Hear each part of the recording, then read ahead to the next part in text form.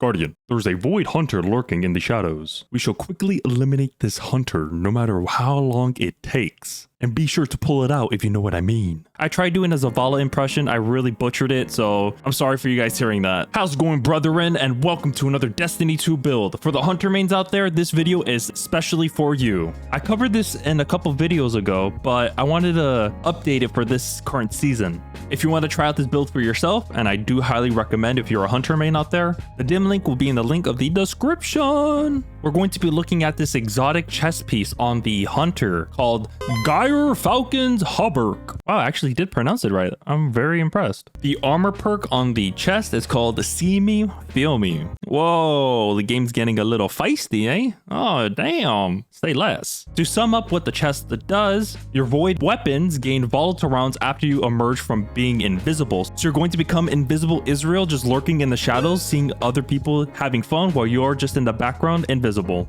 As soon as you emerge from the shadows, you gain weapon damage bonus, and your nearby allies gain a reserve overshield and improved class ability regen. In this video, I want to start on the armor, so let's head to the helmet. For the helmet gamers, first mod you're going to be using Harmonic Siphon. Rapid void weapon final blows creates an orb of power. And the two void weapons you're going to be using is the first one, Unforgiven. The perks you're going to be looking for are Feeding Frenzy and Frenzy. It's kind of crazy how both of the perks come with Frenzy, and it's really weird. All right, I'll shut up. And if you want to know where you can get this SMG called the Unforgiven, you can get this SMG in the Duality Dungeon. And the second void weapon you're going to be using is called Commemoration. That comes with Reconstruction and Killing Tally. Killing Tally is like a better version of Rampage, so I just put Killing Tally because why the hell not? If you do not have this void machine gun called the Commemoration, you could be able to get this machine gun in the Deepstone Crypt. The next armor mod for the helmet is Ashes to Assets, gain bonus super energy on grenade kills. And the grenade you're going to be using is, of course, this busted Vortex grenade. And you already know what this does. You throw them and it sucks them, gives them the Glock 3000. And you can also extend the grenade. You can also extend the grenade duration by using this void fragment called Echo of Remnants. And for the third mod for the helmet is Dynamo.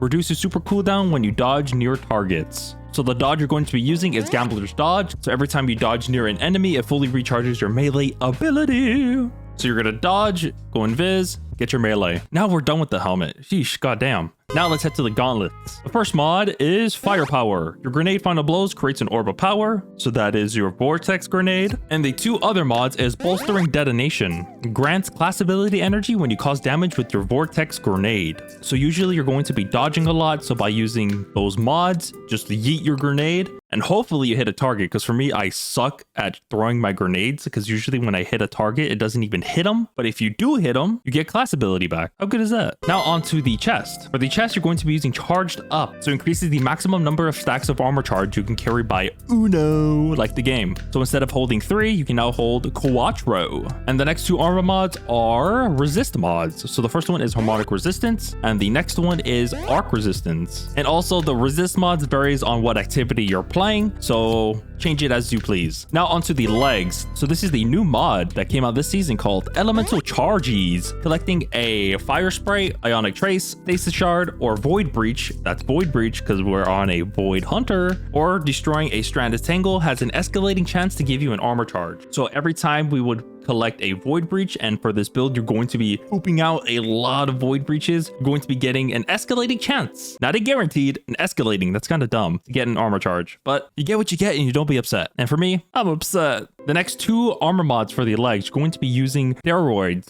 No, never mind. You're going to be using Void Weapon Surge on both of the mods to increase the damage for your Void SMG and your Void LMG. Now onto the last armor piece is the Hunter Cloak. I was gonna say Glock. The Hunter Cloak. The first armor mod is a Boma. Reduces grenade cooldown when using your class ability. The second one is Time Dilation. Your armor charges have a longer duration, so instead of being for 10 seconds, it's gonna be for 1, 2, 3, 15 seconds. There you go. And the final mod for the Hunter Cloak is Reaper. After using your dodge ability, the next weapon final blow spawns an orb of power, which also by collecting an orb of power gives you Devour. And this void fragment is called Echo of Starvation. Actually, I am starving right now. I want to get some Chick-fil-A after. All right, sorry. Picking up a void breach or an orb of power grants Devour. So you have 2 ways to get Devour. And here's another way to gain invisibility. And this void fragment is called Echo of Obscurity. Finish your final blows grant invisibility. So just in case if you run out of your dodge or any of your other abilities, you can use your finisher to get invisibility, like Harry Potter. If you don't know, you don't know, because if you don't, you don't. And the last void fragment is called Echo of Persistence.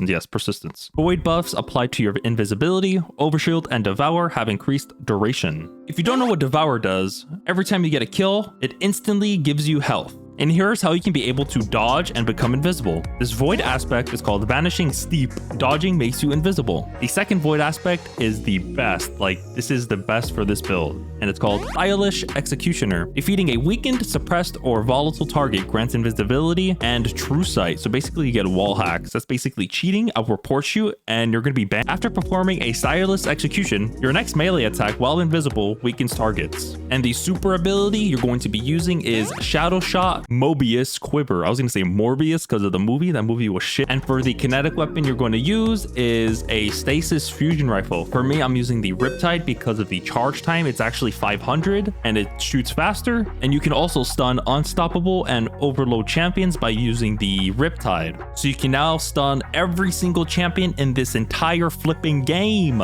So I put auto loading holster and chill clip. You can be able to get this in Crucible. But if you're those people that do not want to get the Riptide because PvP sucks ass, you can get this other Stasis Fusion Rifle called the Deliverance. It comes with Demolitionist and chill clip. You can be able to get this in the Vow of the Disciple raid. But the downside is the charge time is increased, so it takes longer to shoot. And here's the seasonal mods that makes this build 10 times better. Starting with the authorized mods, you're going to be using actually one of them, and that is authorized mod Void. It significantly discounts the energy cost of Void weapons on your armor. You're only going to be using one artifact in the 3rd column, and it's called Unto the Breach. Unto the Breach, Unto the Breach. Defeating a Void debuff targets creates a Void Breach while your Void subclass is equipped. That is very busted, actually. Coming to think of that, we're going to be pooping out a lot of void breaches. God damn. On the 4th column of the seasonal mods, you're going to be using the first one. There's actually 2. So the first one is Protective Breach. Picking up a void breach gives you an overshield or refreshes your existing overshield. So you're basically becoming a Titan, but you're on your Hunter though. The second one is Counter Charge. Gain a stack of armor charges when you stun a champion. Onto the 5th and final column for the seasonal artifact. The first one is Supernova.